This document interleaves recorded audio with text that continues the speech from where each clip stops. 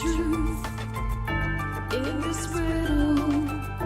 Is love really just this simple? I can't seem to find my way in this world that never stays.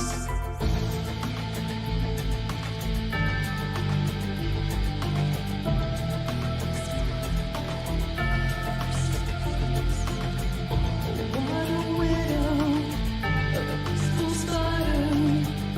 When the glass is clean, she's a sneaky hider. Hide the lies and the alibis. What a sinner is it in her?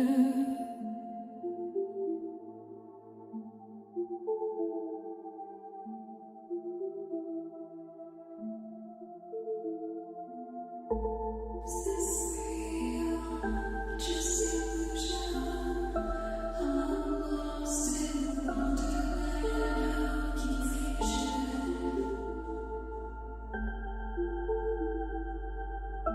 I'm lost in wonderland of confusion.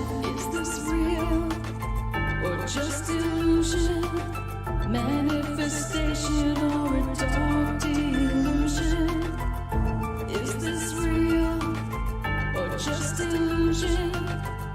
I'm lost in a wonderland of confusion.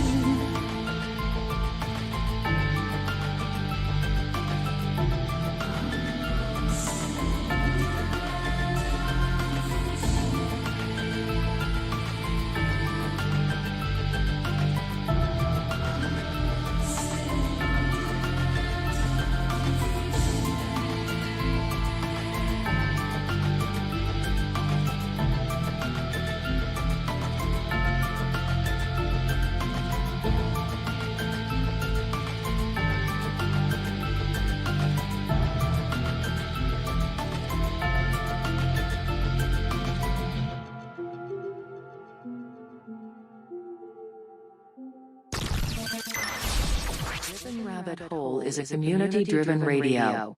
At times the community comments may reveal prejudices and other beliefs that we or our sponsors do not condone. Views or opinions expressed by the community, callers, or guests are those of the individual speaking and do not represent the views or opinions of this site. Ripon Common Sense content is intended for mature audiences only. Enjoy. Multiverse broadcasting system initiated.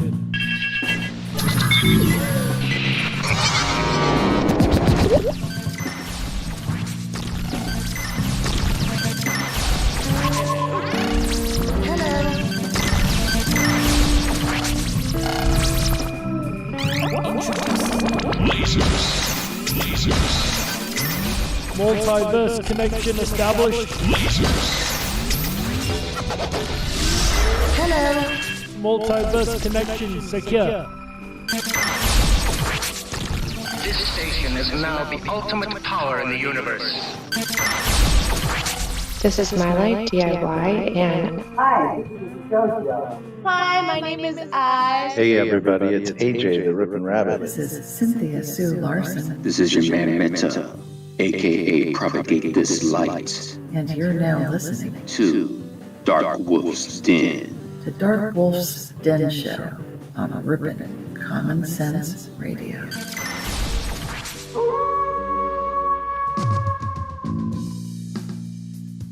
Are ghosts real? We had 1,000 hours of continuous communication with the spirit world. Does time travel actually exist? The laws of physics seem to be compatible with time machines. You know, sometimes I wonder about reincarnation. Don't you? A 4-year-old boy in Adelaide, Australia, has told his parents that he used to be Britain's Princess Diana. What would happen if the world found out that aliens were real? I didn't say disclosure would be easy, but what is the alternative? To establish a space force as the 6th branch of the armed forces. We have so many questions and yet so little time, so to have you here, the pleasure is all mine. Coming to you from a secret cave, hidden deep within the wilderness. This is the Dark Wolf's Den Show. Now, here is your host, Jerry Hicks.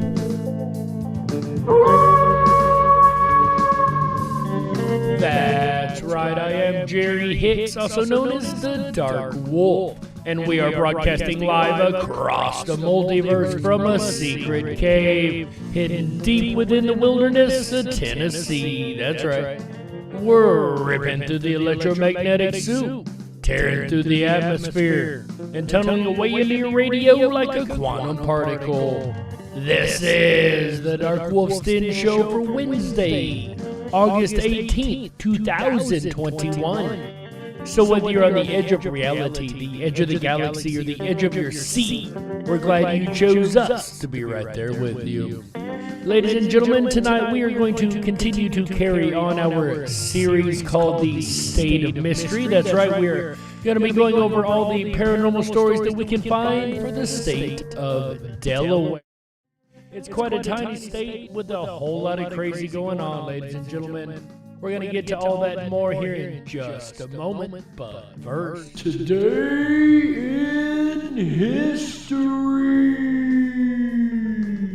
On this day in 1956, Elvis Presley reaches #1 in the charts for 2 separate songs, both the song Hound Dog and Don't Be Cruel, that's right. Both actually amazing songs, and everybody knows being a Tennessean, I've got a little soft spot in my heart for Elvis. That's right, ladies and gentlemen, and that is today. Today in history. And could you imagine that anymore? It takes an artist everything they can do to get one song to #1 on the Billboard chart. But that man just put 2 songs at #1 on the same day. You can't beat that. That is really, really cool. And speaking of really, really cool, that brings us to our next segment. Say what? When looking for a quote today, I found Delaware's motto, and I gotta say, this right here is really reflective for a lot of people, ladies and gentlemen. Their motto is, and I quote, "A past to honor, a future to ensure." End quote. Those that know.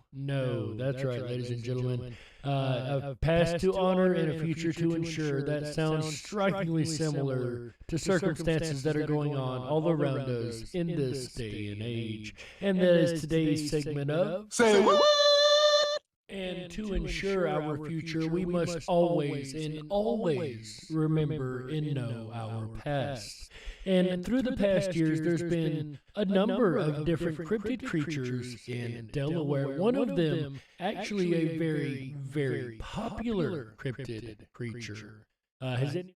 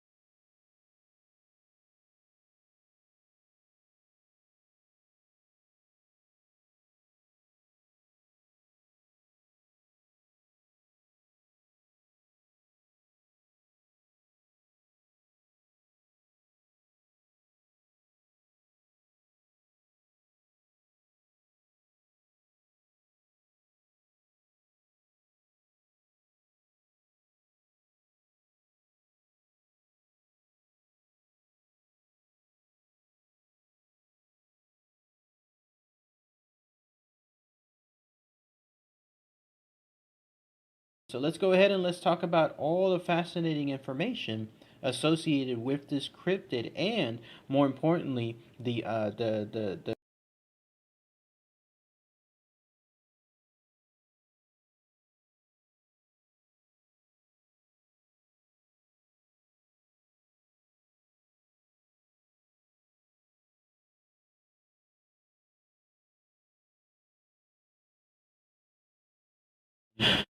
how long. And of course, the Native American legends are always intriguing when it comes to cryptids, because I don't know about you guys, but I depend on them a lot more than nowadays sightings. How about you guys? Anything involving Native Americans, we're talking since before, of course, the West was conquered here in the U.S. So this is something that's just been passed down throughout that time period. Not just here in the United States, but also apparently in Canada. And then if you go to the Great Lakes region, you'll also find various versions or various legends associated with this very unique cryptid. And what makes it unique is this. So there's tales involving it being good, and then also involving it being bad. So when I was reading all this information, it kind of made me wonder how close these things are to people, like in this case to human beings, because obviously if you take like 100 people and you start looking at them individually, you will find some of them are pretty good people and then others are bad people, such as the case here with this Pukwudgie. And I relate that more to like dogs and cats, how each one has their own individual personality. There are some dogs that are bad and some that are good, just like it seems like with any creature, right? But as far as its physical characteristics, let's talk about that first. So this thing, just like I mentioned with regards to my last video involving the mysterious gnomes of Wollaton Park, these things are very tiny as well. In fact, they're only going to be about knee-high at most, and they're known to be even smaller than that on average. So tiny in this case cryptids. If you run into them, you probably will literally run into them if you're out there in their region. So smaller cryptid and a smaller state. Now that's an interesting find. We haven't had a whole lot of small cryptids in this series so far. Yes, they're tiny people. They're, for all intents and purposes, they tend to be considered older folks. Like they have the skin associated with them. That kind of gives them like an older folk. Again, kind of tied to the notion of something involving gnomes as well. But everything else seems to be pretty standard. Like they have this gray face, they have larger ears, like also involving gnomes, like pretty standard when it comes to them. And then also they have these exaggerated hands, like larger hands than usual when it comes to, let's say, their size. The ears that I was mentioning earlier, and then the feet as well. So stuff like this definitely stands out when you see these Pukwudgies, because not only because of their stature, but some of their exaggerated features too. Interestingly enough, they also seem to emit a smell. So if you happen to be in a forest area, which is their known habitats, and you smell what's considered a sweet smell, especially with regards to flowers, and then knowing that, of course, that there's no flowers around, then you do have a chance of running into these Pukwudgies. Normally, when you hear about a smell from a cryptid, it's a bad smell. In this particular case, it happens to be a good smell, flowers of all things. So if you're in a flowered area or a non-flowered area and you start smelling flowers, it just may be the Pukwudgie you are near. That ties into their locations. Yes, you would have to go into forest areas, northeastern United States, southeastern Canada, the Great Lakes region, like I was mentioning earlier. Go into any of those forests, and that's where you would find these things. Ties into, again, gnomes, like enchanted forest type stuff, where those are the main habitats of these creatures. And the way they were talked about all these various tribes is the people that went there to the forest respected these Pukwudgies because they knew they were there, and the Pukwudgies and vice versa knew that the humans were there too. But it was all about respecting their boundaries. They didn't do anything to necessarily piss these cryptids off. It was all about ensuring that they had like a friendly stance between each other. This is important because of this. As far as their actual characteristics, not physical, but in this case the way that they acted, I talked about that earlier, most of them were good. They were considered good-natured creatures. They were there to help humans in some cases, like if there was humans that were getting lost in the forest, they would direct them to the right areas, or if there were like humans that were in a dangerous situation, they would try to do so as well, as long as, again, they were treated with respect. It was almost like, I'm not here to cause any bad harm, but at the same time, I'm not going to let you walk over me. That's the kind of attitude that these creatures had, that these Pukwudgies had there. I don't know about you guys, but I think we could use a Pukwudgie attitude in this day and age. Conversely, there are other tribes from Native American tribes that talked about them being bad, very dangerous, in fact. They were there to truly cause harm to people, even in some cases death. And the way it occurred was this. These Pukwudgies are known to disappear and reappear at will, so much so that they almost could be considered spirits of the forest. That's how various Native Americans apparently considered them. So they could appear out of thin air and then disappear as is. Now, the notion whether they truly disappeared, like let's say completely, is one side. The other side is this: they simply turned invisible. Like they're still there, you could probably still touch them, and they had a physical presence, but they were just invisible, or they learned how to be invisible. And for those who haven't heard me say it before, that is my thoughts on the Bigfoot.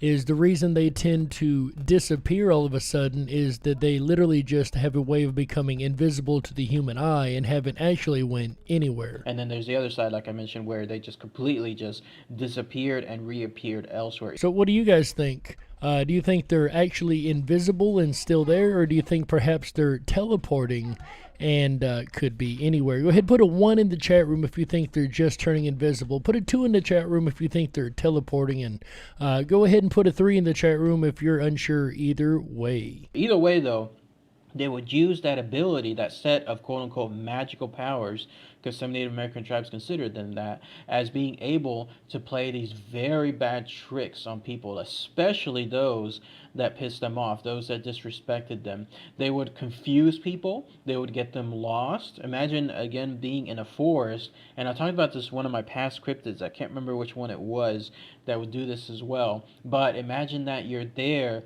lost, and you have some hope. Maybe if you follow a river, because the idea is if you follow a river, it'll eventually lead to civilization.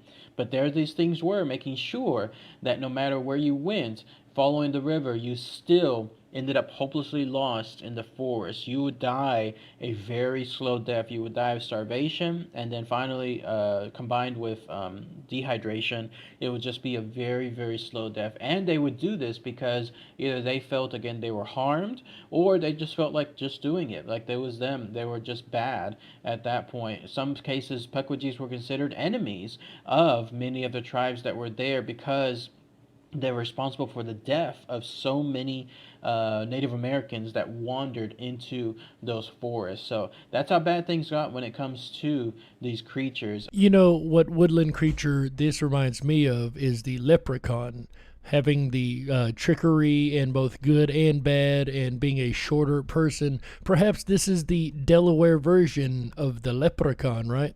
Let's see what you guys said over there a moment ago about whether you think it's the invisible or if they're actually teleporting. And we got Sandy B says cloaking. And then she says 333, so unsure about that. Champion Sports Nation says 3.4. He's more than sure that he don't know. Terry Taggart with a 3. My Life DIY talking about VIP, so that's... Then we got Michael Fontaine says 1 in 3 thinks they're invisible but not entirely sure. And Heather with the 2, or I'm sorry, My Life with the 2 over there. And Earth Daughter with a 2 or 3. So possibly teleporting but not sure. Terry Taggart says, I think it is both. And then same as JJ, My Life says multi-dimensional or interdimensional. Could be. Very well could be interdimensional. I didn't even think about that. JJ says, I'm so happy for My Life and the other rabbits for the amazing recommendations. Yes, they're over there talking about another singer over there. But 2s and 3s in the chat room. Not what I expected, honestly. And on top of that, too, there's this other notion, the fact that these things can actually shapeshift as well. I didn't really read too much info on that, but again, that's another angle. They could shapeshift into other creatures that were within the forest, and in some cases, actual creatures that are very dangerous, like cougars or lions, mountain lions, bears, other types of creatures that could truly just harm people just as is. So who knows? Maybe if you're in a forest and all of a sudden something just appears, like in this case a cougar, you may just have wandered into the realm of these Pukwudgies and it has shapeshifted into a very dangerous creature.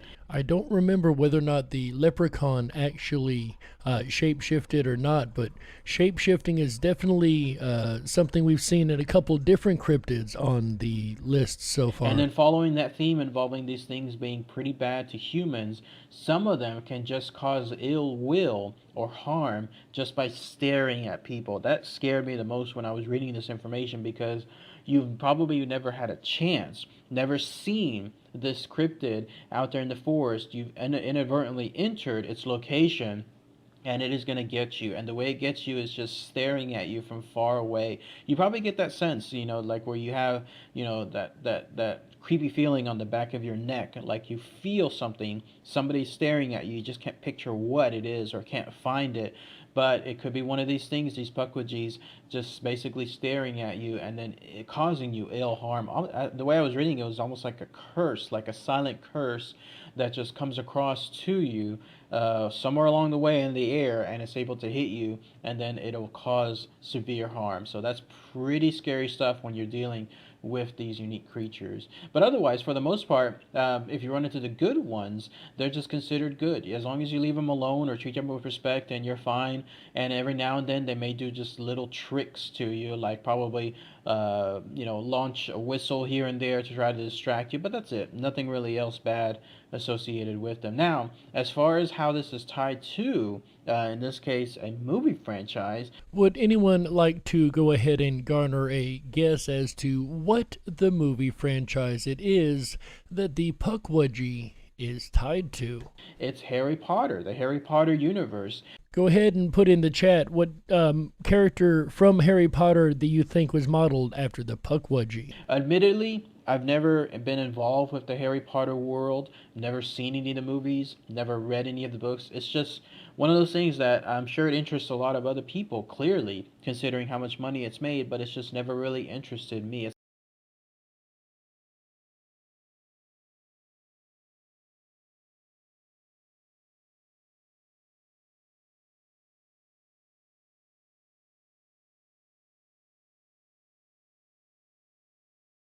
Really interested me. It's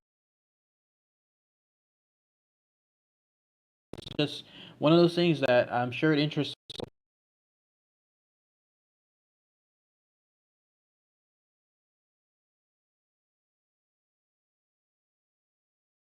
See, the thing about us DJs and talk show hosts, we kind of forget when to hit the mute button and when not to. Happens from time to time. Again, my apologies over there to Mandani Mall. I did totally forget to mention his answer earlier. But he put a 4 in the chat room for that last question, even though I didn't exactly have an answer for 4, so I don't even know what to follow it up on. There we go. I see the laughing in the chat now. But let me ask you guys, do you have any idea what the Harry Potter creature it could be? There is a creature from the Harry Potter movies that the Pukwudgie is made after. Any ideas whatsoever? Real quick shout out to Champion Sports Nation, Terry Taggart, Earth Daughter, My Life DIY, Sandy B, and JJ over in the Ripon Rabbit Hole chat, Mandani Mall and Deranged Lunatic, aka DL, over in the Dark Wolf's Den Show chat. So shout out to all you guys, and it doesn't really look like we're getting many answers here, so let's see which animal or which creature it was from Harry Potter that was the Pukwudgie. So in this case, in the world of Harry Potter, some of you might know this stuff and others not, but J.K. Rowling actually placed these creatures in the universe. In fact, they seem to be involved with some kind of school. Like I think they have a crest or some kind of icon or image associated with them. And in fact, she describes the creatures in one of the I guess, text or something, and this is as follows. The Pukwudgie is a native to America, short, gray-faced, large-eared creature distantly related to the European goblin. Fiercely independent, tricky, and not overfond of humankind, it possesses its own powerful magic, and Pukwudgies hunt with deadly, poisonous arrows and enjoy playing tricks. So apparently it is the symbolic creature of the Ilvermorny School of Witchcraft in America.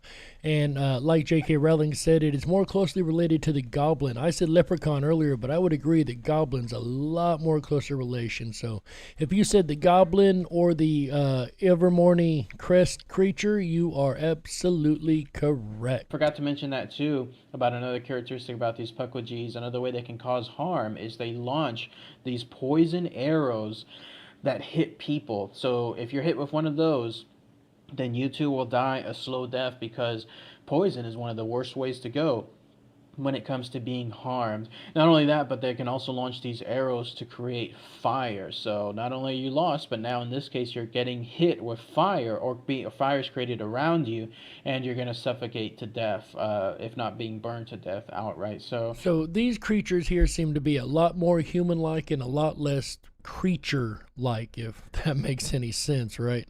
But they seem to have like consciousness and common sense and actually making higher logical decisions.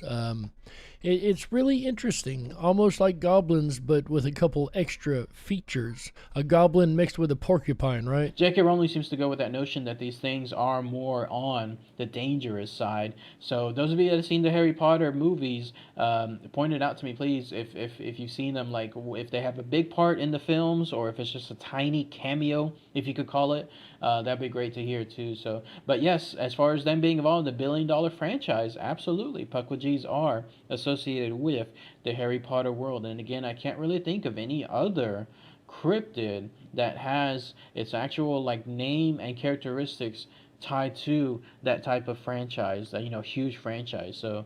And I second that. I don't know of any other franchise, big movie franchise, that has really picked up on a real deal cryptid. I mean, we've had movies about the Mothman and a couple different things, but The Legend of Boggy Creek, I think, was one of them. But nothing like this where it wasn't about the creature. They're just a cameo character, if you will, in another major series. And I actually found one more little cryptid story here out of Delaware. The Zwanindale Mermaid, which bears little resemblance to the classic image of the aquatic beings as attractive women with fish traits. This has a wide, toothy mouth and large, ridged eye sockets that dominate its face. Its hands are clawed like a reptile's. Its torso covered in bony ridges. Its skin and scales are an ashy gray-black.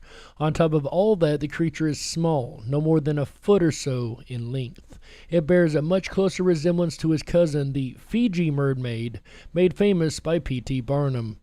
Both creatures are, of course, clever taxidermy specimens akin to jackalopes, Jenny Heniers, and fur-bearing trouts.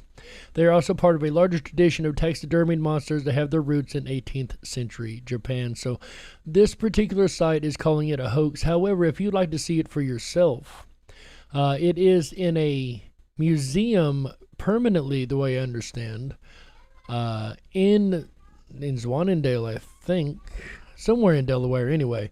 It is in a museum. The Zwanindale Museum, yes, modeled after the town hall in the Netherlands. Apparently it's in a blue velvet-lined glass case and was given to the prominent Martin family in the city of Luz, built on the site of the vanished Dutch colony, by a sea captain. In 1941, the mummy was permanently lent to the museum until 1985, when locals bought the creature from the Martins' estate to ensure that it remained a permanent fixture in the museum. So there we go. We've got the little creature, the Pukwudgies, that are something like a leprechaun or a troll or a goblin, or a cross of all these different weird little mini creatures, as well as a mermaid. And that's going to do it for the cryptids of Delaware tonight, ladies and gentlemen. These smaller states are definitely a little bit harder to find stuff for, mainly because there's just not as much area for stuff to happen in, right? But hopefully we'll be out of the smaller states soon, back into a bigger state that's got a lot more cryptids to choose from. Ladies and gentlemen, it looks like the clock is about got us here, so we're going to go ahead and take a network break. There is a lot more rabbit hole to explore in the State of Mystery of Delaware. I'm Jerry Hicks, also known as the Dark Wolf, and you're listening to the Dark Wolf's Den Show, exclusively on Ripon Common Sense Radio Network, the Ripon Rabbit Hole. We'll be right back after these messages. Don't you touch that dial. That's right. We gotta stoke the fires and run off the men in black. Don't touch that dial. We'll be right back.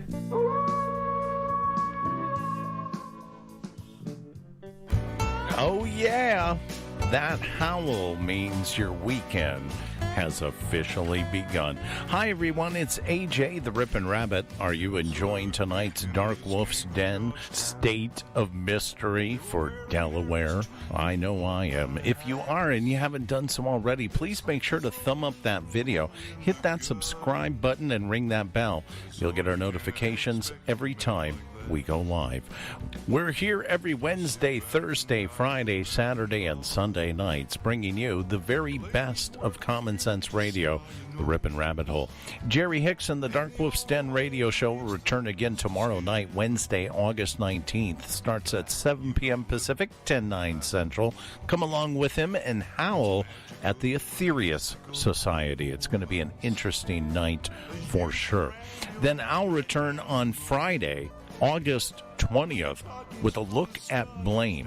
Very important topic for 2021 in today's day and age. Friday night, blame starts at 7 p.m. Pacific, 10/9 Central, as all shows do. And then Saturday, we're going to follow up blame with guilt. That's right. Guilt on Saturday, August 21st. And then we'll end out the weekend right together with you Sunday, August 22nd, with pride. You can't have blame and guilt without pride, right? And I'm talking about the kind of pride that goes before the fall. And it's going to be a great way to end out the weekend right together with you. If you haven't done so already, please make the jump on over to riponrabbithole.com. That's RIPONRABBITHOLE.com. There you can sign up for our exclusive Backstage 24/7 VIP pass. It's going to give you unfiltered access down the rabbit hole to where the conversation continues at riponrabbithole.com. It's absolutely free to sign up for, and it always will be. But it's going to keep you up to date with some of the things that are going to be coming in September. I'm really excited to let you know we are working on some things, both Jerry and I, that are absolutely mind-bending and mind-blowing. And we hope to be releasing it to you in September. So if you haven't done so already, please sign up for that Backstage Pass. You're going to get our additional notifications ahead of time. You're going to be able to be prepared for some of the things that are coming your way. And I can tell you, it's a lot of fun. I'm so glad extended weekends are back. It makes that work week fly by so quickly. Before you know it, Wednesday is here. Before you know it, September will be here. Oh my goodness. We'll return to tonight's Dark Wolf Den radio show, State of Mystery, Delaware, for August 18th, 2021. You're listening to the Ripon Common Sense Radio Network, the Ripon Rabbit Hole.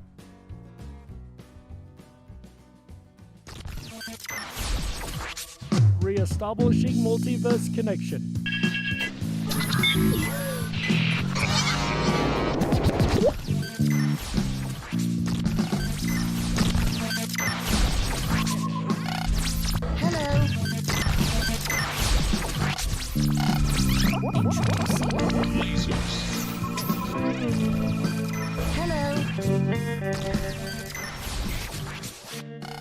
Connection reestablished and secure. This is My Life DIY, and Hi, this is JoJo. Hi, my name is Ash. Hey everybody, it's AJ the Ripon Rabbit. This is Cynthia Sue Larson. This is your man Meta, aka Propagate This Light. And you're now listening to Dark Wolf's Den. The Dark Wolf's Den Show on Ripon Common Sense Radio. If you were meant to be controlled, you would have come with a remote, but you didn't. And that's why you listen to the Dark Wolf's Den Show. Now, here is your host, Jerry Hicks. That's right, I am Jerry Hicks, also known as the Dark Wolf, and welcome back to the second half of the Dark Wolf's Den Show for Wednesday, August 18th, 2021. So whether you're on the edge of reality, the edge of the galaxy, or the edge of your seat, we're glad you chose us to be right there with you. Ladies and gentlemen, tonight we are discovering the State of Mystery, Delaware. That's right, ladies and gentlemen. We went over the Pukwudgie in the first half, as well as a mermaid creature that may or may not have been real from the 1900s. That's right. And now we're going to go into the other half of the show, where normally we do UFOs and then ghosts. I could not find a lot of UFO stories. However, what I was able to find was quite a few ghost stories of Delaware. That's right, ladies and gentlemen. So it's just going to be cryptids and ghosts for this episode. And speaking of ghosts, let's get started. The John Dickinson House.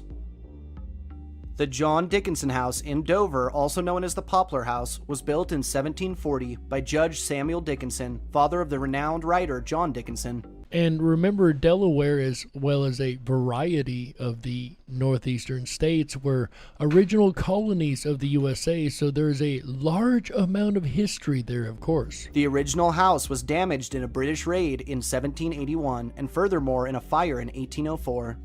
Since John's passing in 1808, visitors started reporting a wide range of paranormal activity, making it the perfect place to start off this countdown. This activity includes objects being moved in the middle of the night, drawers and cabinets found open, and the distinct sound of a pen scribbling on paper, accompanied by faint muttering coming from the study. This is believed to be the ghost of the penman of the Revolution himself, Mr. John Dickinson, who has also been sighted rounding corners and in passing throughout the house and on the grounds.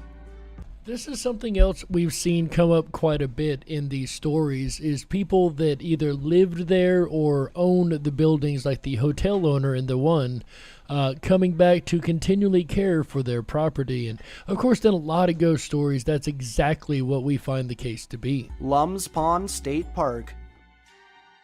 Lum's Pond State Park in Bear spans 1,790 acres and opened in 1963. It's the largest freshwater pond in Delaware, and it's also rumored to be one of the most haunted.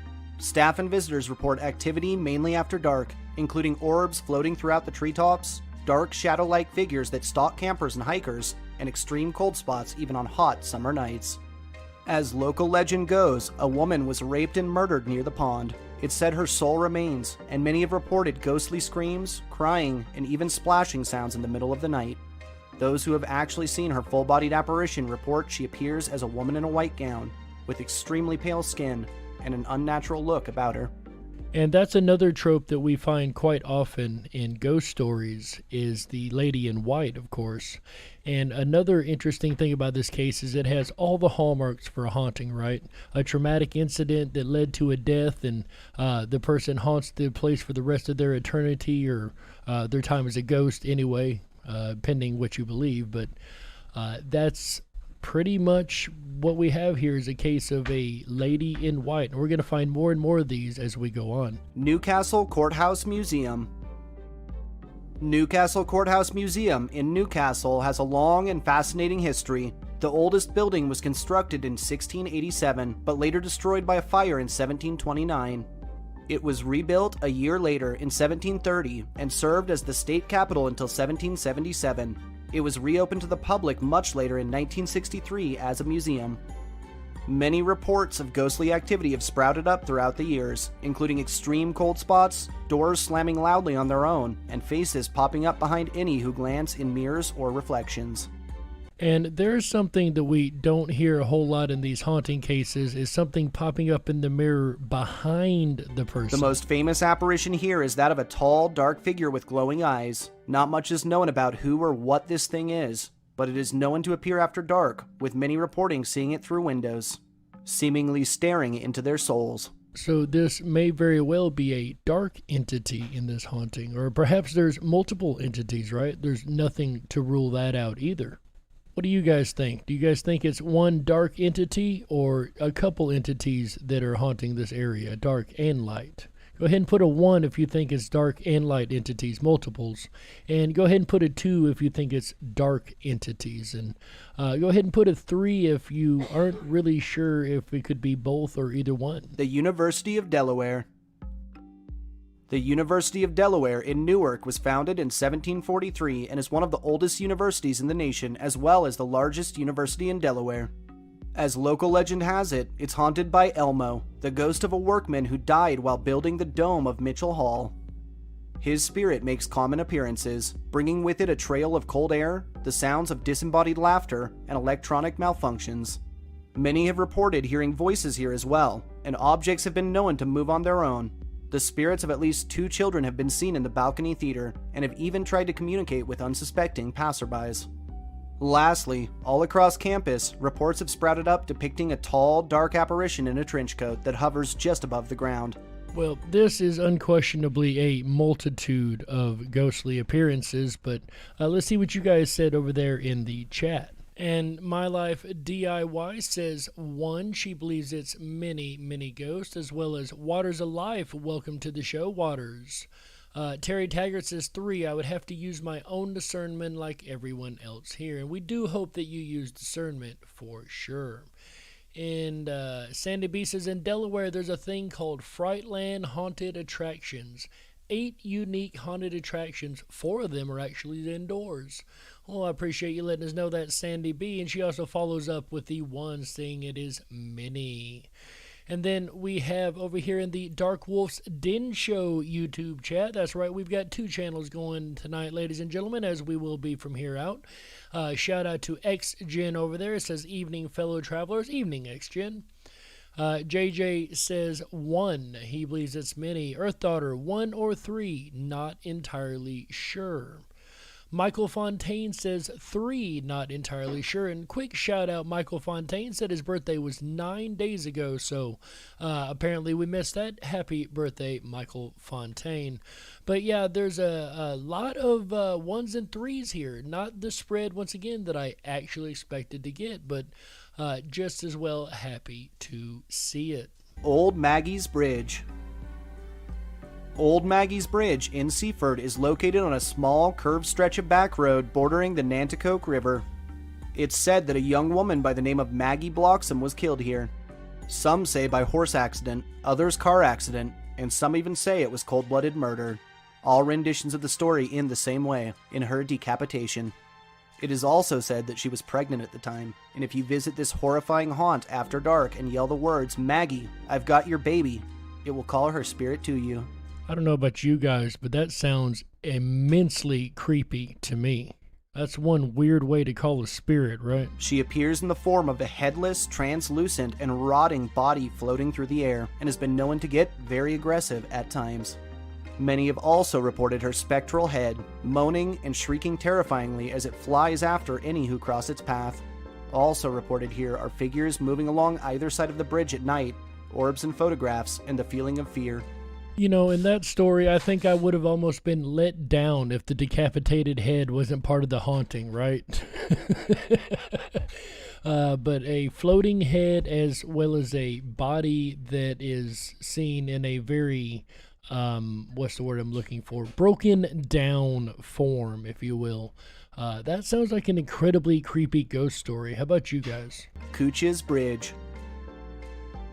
Cooch's Bridge in Newark was built in 1726 and later in 1777 was the site of the Battle of Cooch's Bridge.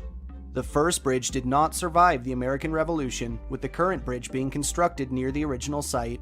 And I have mentioned before that we lived near a battlefield for years, and actually I'm not very far away from that battlefield again here in Tennessee. And I can tell you, I have had a slew of ghost reports from these battlefields. This battle was the only battle of the American Revolution fought in Delaware, and it was also the first time the American flag was flown in battle. You gotta admit that's pretty cool. The first time that the American flag was actually flown in battle was this battle. Those brave enough to visit this cursed crossing, especially after dark, report an absolutely terrifying apparition, a headless soldier most often seen in the middle of the bridge. He has been known to appear on foggy and moonless nights, and it's said that his head was taken off by a stray cannonball. Legend claims that this soldier actually saved George Washington's life during battle. Also reported on and around the bridge are orbs and photographs, the smell of gunpowder, and the phantom sounds of a war long lost to history. And once again, I can tell you that most of the the stories that I get from the battlefields here locally are of the war going on in a unseen realm, if you will, the repetitions of the sounds of war, yet there's no one to be found or seen. Cape Henlopen State Park. Cape Henlopen State Park in Lewis was dedicated and opened for the enjoyment of the people by William Penn in 1682, becoming an official Delaware state park in 1964. Does anybody know, for bonus points, what was named after William Penn? Many who have entered the park have reported a wide range of supernatural activity, including orbs in trees, disembodied screams, a strange growling noise from the bushes, and a ghostly light that is often seen bobbing along the beach.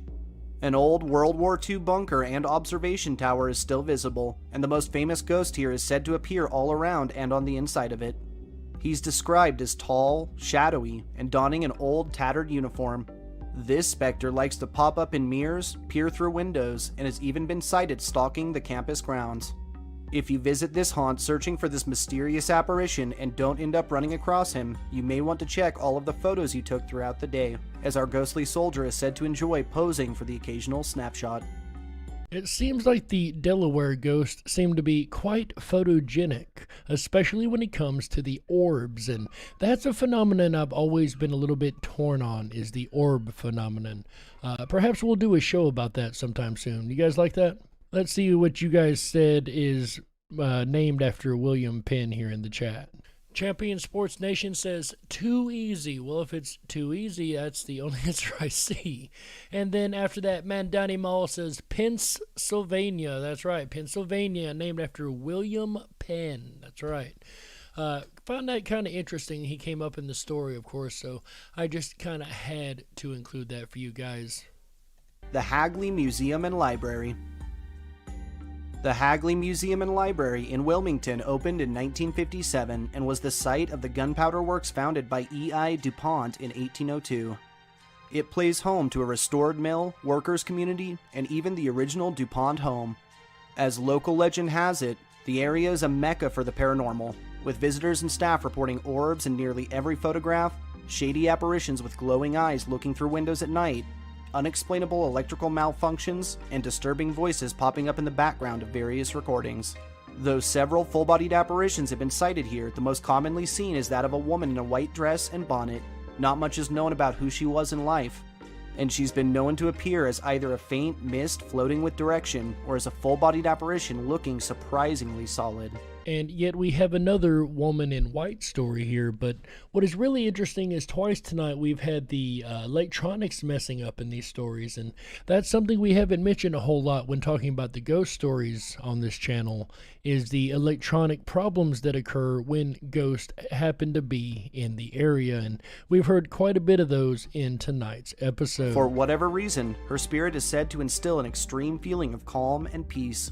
She is also known for appearing to children who are lost or by themselves, and has even guided several back to their parents.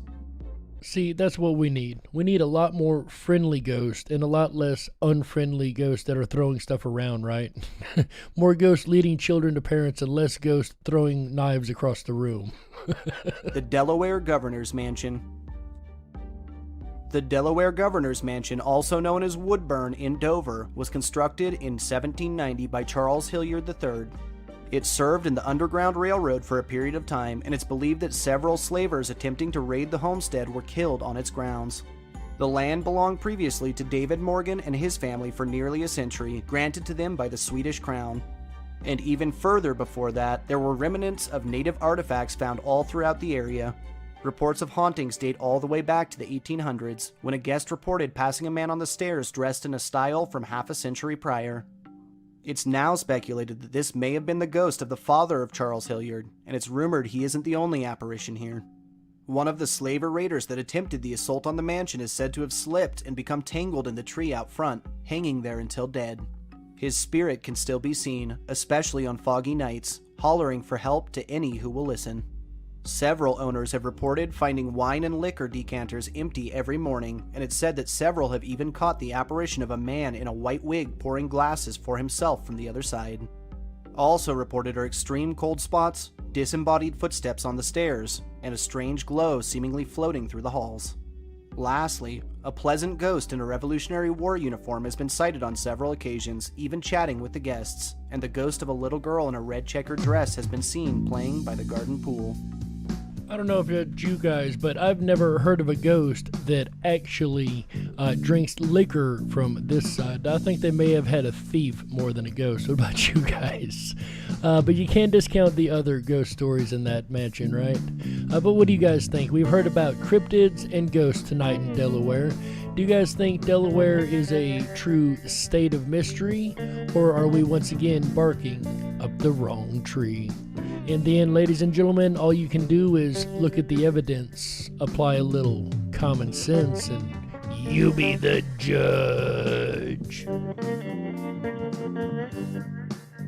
We got to close it out. That's right, that's it for this episode of the Dark Wolf's Den Show for Wednesday, August 18th, 2021. So whether you're on the edge of reality, the edge of the galaxy, or the edge of your seat, we're glad you chose us to be right there with you. Ladies and gentlemen, the den may be closing, but don't you worry, the weekend fun has only just begun. That's right. Make sure you tune in tomorrow, Thursday, August 19th, 2021, 7 p.m. Pacific, 10/9 Central, for a brand new episode of the Dark Wolf's Den radio show. That's right. We're going to be talking about the Aetherius Society. You guys have heard of UFO cults, and this is one of the most popular one in the world. And we're going to be covering that tomorrow, Thursday, August 19th, 2021, 7 p.m. Pacific, 10/9 Central. All episodes start at 7 p.m. Pacific, 10/9 Central, here on Ripon Common Sense Radio, including the episodes of our network partner, Mr. AJ the Ripon Rabbit, who will be returning to the airwaves on Friday for an all-new episode of the Ripon Rabbit Hole live show. That's right. On Friday, he's going to be talking, Friday, August 20th, 2021, he's going to be talking about blame. That's right. We should be careful where we place blame, right? It's not always the fault that it originally seems to be. And perhaps we are wrongly blamed in our lives for things also. And maybe we'll find ways to get around this false blaming issue that everybody seems to have. Or maybe we would find out where the blame actually needs to be placed. I know where I place a lot of blame for the craziness in this country right now. And that is going to be the blame episode on Friday, August 20th, 2021, 7 p.m. Pacific, 10/9 Central. Then on Saturday, August 21st, 2021, 7 p.m. Pacific, 10/9 Central, AJ the Ripon Rabbit will be back with an all-new episode. This time he's going to be talking about guilt, something we all feel, and perhaps this is another part of his emotions series, right? We all know about guilt, whether we're giving it or receiving it. No one likes it. But when are you guilty and when are you not, right? I'm sure AJ will be going over all that and more on Saturday, August 21st, 2021, 7 p.m. Pacific, 10/9 Central, right here on Ripon Common Sense Radio Network. Then on Sunday, August 22nd, 2021, can you guys believe it? I got all the dates right this time. August 22nd, 2021, 7 p.m. Pacific, 10/9 Central, AJ returns to the airwaves one more time to talk about pride. Pride can be just as good a thing as it can be bad, right? Having pride in your country is a good thing. Having too much pride in your relationship may not be all that great, right? AJ will be talking about all that and more on Sunday, August 22nd, 2021, right here on Ripon Common Sense Radio Network. And that's going to round out the weekend here on Ripon Common Sense Radio. And if you can't get enough of us guys, you know, we are off Monday and Tuesday. However, you can always go over to the riponrabbithole.com. That is RIPONRABBITHOLE.com. That's right. Over there, you're going to find a slew of fun things. Number one, you can go back in the archives and watch any show that we have done here on Ripon Common Sense Radio. All the Dark Wolf Dens, all of the Ripon Rabbit Holes, all the shows are available anytime on demand. So make sure you go over there and check those shows out. Also, our Listen Live page, and make sure you keep up with the episodes that are happening and coming up all week long, as well as the Down the Rabbit Hole section. That is our exclusive social media section of our website. Make sure you drop down there. If you got any information you'd like to share with the rabbits, that's the place to put it. And once again, this is open social media. It's not controlled by those censorship boys. You guys know what I'm talking about. And also, while you're over there, we've got one more thing that I would like you to go check out, and that is the 24/7 Backstage Lounge. That's right. That is my favorite hangout, where I'm going to go here in just a couple minutes right after the show, and I hope to see every last one of you guys there. And with that said, ladies and gentlemen, on behalf of AJ the Ripon Rabbit, Chick Mandela Effect, Michael Musco, Walt House, everybody involved with Ripon Common Sense Radio, as well as Tom Bayless and Red Shed Studios. Get down with it, Tom. God, I love that music. If you guys are looking for a custom music for your sound, or a custom soundtrack for your next project, make sure that you contact Red Shed Studios and Mr. Tom Bayless. Links down in the description below. Ladies and gentlemen, my name is Jerry Hicks, also known as The Dark Wolf. This is the Dark Wolf's Den radio show, exclusively on Ripon Common Sense Radio Network, the Ripon Rabbit Hole. And we will be back tomorrow night to hang out with you guys one more time. So until then, ladies and gentlemen, remember, stay awake, but dare to dream. That's right. How? Yeah. Good night, everybody.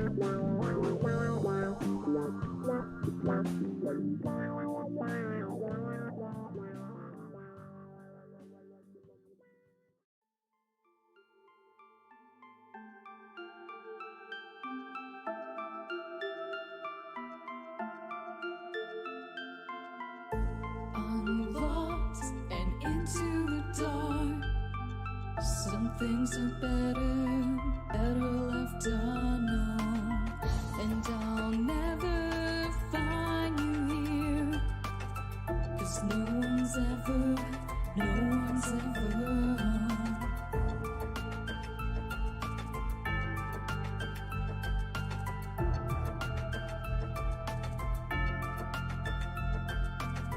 Oh, what a widow, a peaceful spider.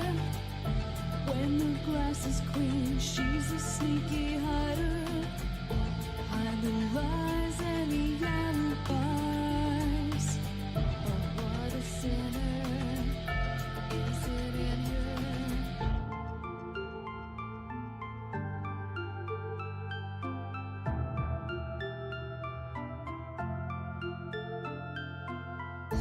What's the truth in this riddle? Is love really just this simple?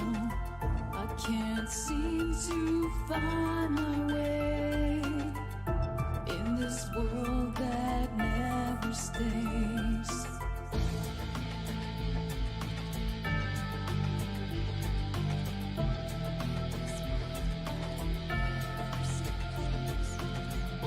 What a widow, a peaceful spider. When the glass is clean, she's a sneaky hider. Hide the lies and the alibis. What a sinner is it in her?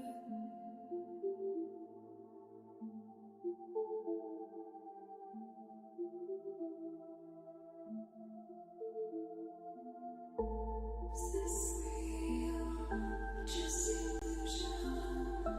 I'm lost in the